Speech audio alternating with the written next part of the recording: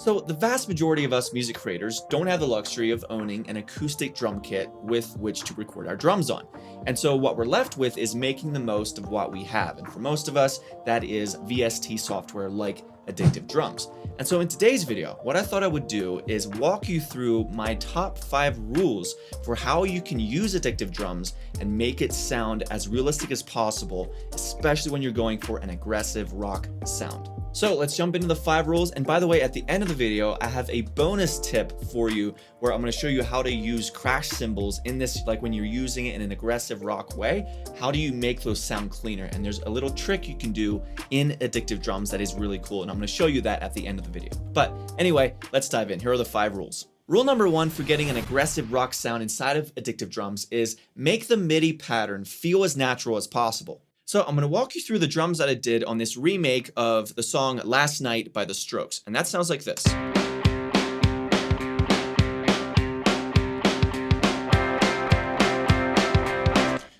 I'll continue to walk through the song as we progress through this video. But the first thing that I want to make sure that we are very clear about is this is such an important rule. You cannot quantize these MIDI notes at 100%.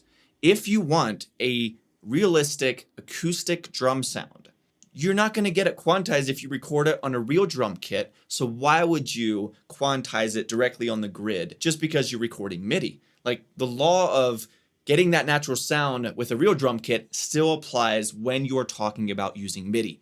So the biggest thing is it doesn't matter as much how you get the pattern. You can record it in on a pad like this, on a keyboard. You can even go to the beats section inside of Addictive Drums and start there. The only caveat I would say with that is if you do start with a beat, make sure that you add variation. Don't just use the same loop from start to finish, generally speaking. You can always break that rule, obviously, because there are plenty of songs that do. But if you want the most realistic sound, you probably want to make sure that you add some variation to it. But that's the first rule. That's the first point. Make sure that you are recording these MIDI notes in, or when you're editing them, do not put them directly on the grid. As you can see here, it's off the grid, off the grid, off the grid across the board. And one quick thing that I want to show you here with regards to the kick drum is notice how on those little upbeats, it has this jerky, like vulnerable feel to it. Listen, right? It's like, it isn't perfectly on the 4 and 1 and. It's 4 and 1. Like it's not quantized even to that degree. It's not exactly on those beats. And that is 100% a feel thing. And that's what I was hearing when I was doing this remake and I was listening to the original song by The Strokes, is that the kick drum has this sort of pattern to it that is completely based on feel. So I just went in and I tried to replicate it as close as possible using my MIDI pad, but then I did make some slight edits and I went in and I tried to move the notes around so that it really gives me the perfect type of almost like on edge. It feels vulnerable, and that it just sounds really good because, again, it's not quantized. It's not perfectly on the grid. There's a looseness and a grooviness to this drum part. You feel like it's kind of slowing down. It has a slight sense of warping, just very subtle, but it makes such a difference, especially when you span that out across an entire song. All right, rule number 2 is you want to use the tape and shape feature inside of Addictive Drums. So if you own Addictive Drums and you have this, it's this right here, tape and shape. This does a couple things. So let me show you. Let's come back here and let's play this. There's without the tape and shape. There's with it. So there are a couple things happening here. One is you're adding a bit of tape saturation using this drive knob here. But then here, and this is the really cool part that I absolutely love about this little effect in here, is you can shape the attack and sustain of the individual elements like the kick and the snare, which is what we did here. So right now I have this set to the kick, and then it did also apply it to the snare as well. But let's start with the kick, and let's solo this kick, or we'll do the kick and the snare. Without the tape and shape. Notice how the sound changes when I adjust the attack and sustain on this kick drum. Did you notice how it softened up a bit? it wasn't as much of that attack. It's because I changed this up here. So if we, there, it's just like hits it, you know, it's like, and this will very much depend on sort of the tempo, the groove, the vibe of the song. You might want to just adjust this and really just listen to your ears and pay attention to what feels best to you. So I'm gonna go not quite 100%, but pretty close, pretty high on the attack. So you get a nice sharp attack on that kick drum. And then the sustain, I wanted a short sustain so that it's just, you know, you hear the kick drum and then you don't. Not to be like, ooh, you know, I didn't want any of that, especially for this faster tempo. Again, this would depend on what you're going for, what the sound is, and tempo does play a big part of it. But listen to what it sounds like. It just sustains the kick drum in an almost 808 type of fashion, and that isn't what we're going for here, obviously, if we sustain it that way. And so I thought it sounded better if I pull this back. It just sounds more short, cut and dry, to the point, and it's just, this is what I thought sounded best to me. So I went, again, not quite 100%, but. And then the snare is the same thing. Let's turn this off with the snare. Then you can adjust this. You can adjust, right? There, it's nice and short again. For this groove in particular, turning down that sustain so it's just very short and quick and to the point with both the kick and the snare, I thought that sounded best. So my point in all of this is make sure that you are leveraging and utilizing the tape and shape feature inside of Addictive Drums. It can make such a difference to kind of lock in the attack, the sustain, as well as add some nice tape saturation and drive to your drums. People, they don't understand. Your girlfriends, they can't understand. Rule number 3 is if you don't like the kick or snare sound that you have, switch the source instead of editing it. So this is a little approach I use all the time. So my standard approach is like, I'll come into Addictive Drums and I'll start with a random preset, I'll get my beat down, and then I'll probably continue to browse through some presets until I find one that is really close. But then with that preset, I might be like, I like everything about this except the kick doesn't quite fit in or it doesn't quite sound the way I want it to. Now, you could fix that one of two ways. One way would be to go into the kick and try to edit it and add distortion and noise and change, you know, the mic placement, the EQ, the tape and shape, all of that. Or a much higher percentage fix is very simple. Change the kick drum itself. Because if you have multiple packs from Addictive Drums, which I do, you have access to a wide variety of kick drums. So if you don't like the kick drum you have now, just switch it to something else. So right now I have this one, and I could go to this one or this one, right? Same thing with the snare drum. So you could change it to this or, right? You've got these different options here. Again, especially if you own different packs from Excellent Audio.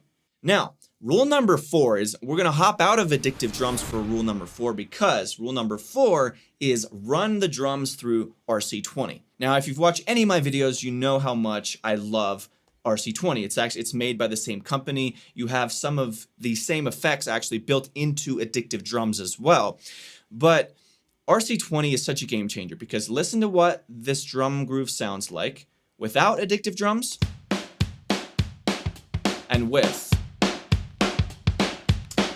Warmed it up, added a bit of like analog saturation type of vibe to it, added a bit of vinyl, some noise. I mean, it makes such a difference. Now, I started with the Vinyl 3 preset inside of RC20, and then I just made some slight adjustments. Maybe turned down the vinyl. I think I may have changed the distortion mode here to crunch, which is my favorite distortion mode inside of this plugin. But yeah, run through presets, start with one that gets you close, and then you can always make some fine detailed adjustments inside of the plugin after that. So that is the way that I prefer to do it. And yeah, RC20 is a game changer. There's without it, There's with it. Beautiful. All right, now we have one more rule to go, as well as a little bonus tip that I'll share at the end. But before we do that, real quick, I want to let you know about my free guide, The 7 Steps to a Killer Indie Song. If you like indie music and you're trying to produce indie music, this is a game changer because it walks you through the 7 steps to coming up with an idea, writing the song, producing the song, finalizing the song. How do you go about it? This guide gives you that 7-step framework. It gives you the plan. So I'll talk more about this at the end of the video, but in the meantime, the link is in the description. It's 100% free. All right, let's move on to rule number 5. Rule number 5 is cut the highs, then boost the highs. So here's what I'm talking about. When you have Addictive Drums, let me turn off all the plugins that I have on here outside of the Addictive Drums software. And this is what we have. Now, pretty much anytime you add RC20, it sort of adds a bit of a blanket on top. It warms up the sound and it kind of gives it a bit of a blankety feel, right? There, you hear that. It's kind of cutting away some of those super high frequencies. So that's the first thing. You want to cut the highs, but then you want to boost the highs using a different plugin. So I'm a huge fan of Sausage Fattener, this beautiful looking plugin right here, especially the color knob on this. It adds high end, but it sounds better to me than just a boost on an EQ because it's like a saturated boost. So it's saturation, but you're boosting only the high end and it sounds great. So here is without it, and here's with it.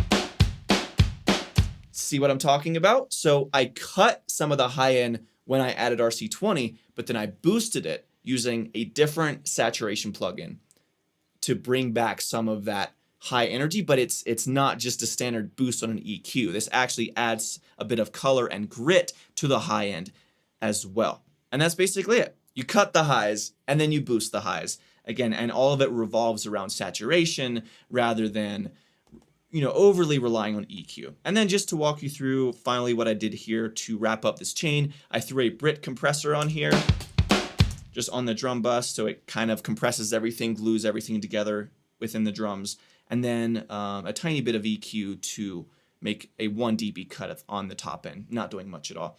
And then finally, another EQ, again, to roll off some of the top end and to tame that a little bit. There we go. So I'll play this remake once we get to the very end of the video, but in the meantime, let me show you a quick bonus tip that I promised I would share with you. And it has to do with cymbals inside of Addictive Drums. So notice how when you're in this section of the song, right?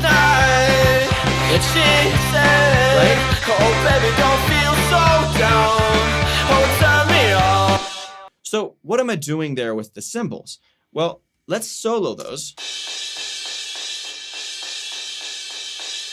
Notice how it doesn't sound overly washy, right? It doesn't sound like this.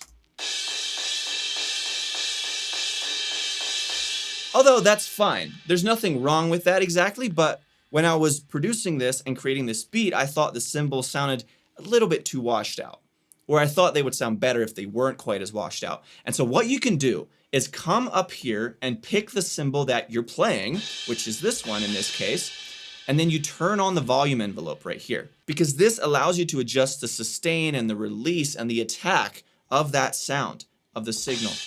Notice how it cuts off. And that's because if I turn up the sustain here, versus like that, right? And then you can adjust the release as well.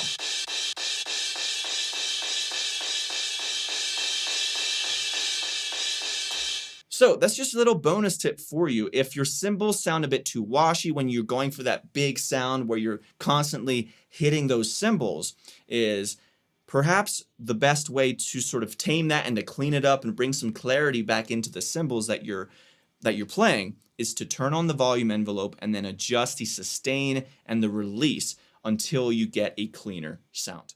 Now, if you want to dive deeper, again, as I mentioned earlier, I have my free 7 Steps to a Killer Indie Song guide. So if you're a big fan of indie music, whether it's indie pop, indie rock, whatever, then this is going to help you to not only produce it, but actually get an idea, start writing the song. I give you some ideas for lyrics, for production, for mixing, for putting everything together so that you have a song that is ready to upload to Spotify. That is done so that you can continue to get those reps in and make your next song and make the next song, because that's how you get better, that's how you grow. So link is in the description below.